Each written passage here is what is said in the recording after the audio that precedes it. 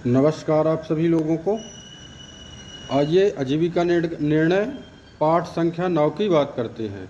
और हम आप लोगों को बता दें कि पूर्व में ही हम आपसे ये चीज़ बताए थे कि किस प्रकार जो है दशम भाव का विश्लेषण करना चाहिए। अगर आपका, फिर से पुनः बता रहे हैं हम आपको कि अगर आपका लग्न से देखेंगे तो अगर लग्नेश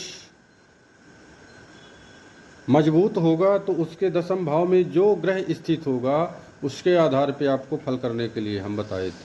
अगर वो कमज़ोर है तो फिर चंद्रमा से दशम देख लीजिए। अगर वहाँ भी कोई ग्रह नहीं प्राप्त हो रहा तो सूर्य से दशम देख लीजिए। अब अगर एक नियम और बताए थे कि अगर लग्न पत्रिका में आपके दशम में जो राशि प्राप्त होगी कर्म भाव में, तो वहाँ का स्वामी नवांश पत्रिका में किस राशि में गया है, तो जिस राशि में गया होगा कार उसके स्वामी के अनुरूप होगा। ये भी आपको बताए थे।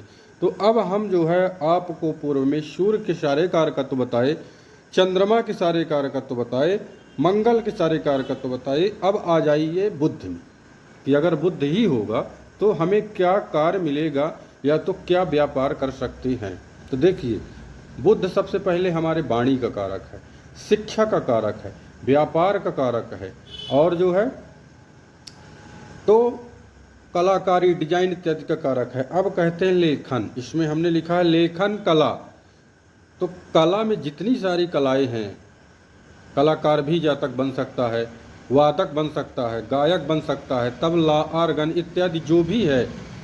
वित्तीय व्यवस्था, अब वित्तीय यानी कि आप वित्तीय धन को कोषय मतलब संचित करने वाला जातक कहीं न कहीं व्यवस्थित होगा।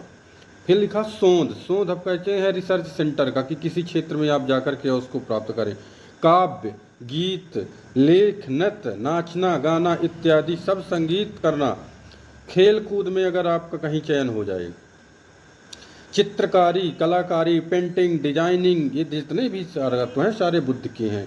फिर आ जाता छपाई, यानी कि आज की डेट में देखिए प्रकाशन, दूतावास, ये सारे कारकत्व जो हैं बुध के हैं। स्टेशनरी का आप व्यापार कर सकते हैं।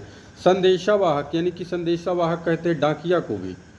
अब तो डाकिया नहीं है, लेकिन हो सकता है कि आप दूरभाषा कहीं संचार में आ जाए। आदि के इतने भी कार्य हैं सारे बुध के कारकत्व में आते हैं। आगे पुनः आपको गुरु के कारकत्व बताएंगे। तब तक के लिए नमस्कार।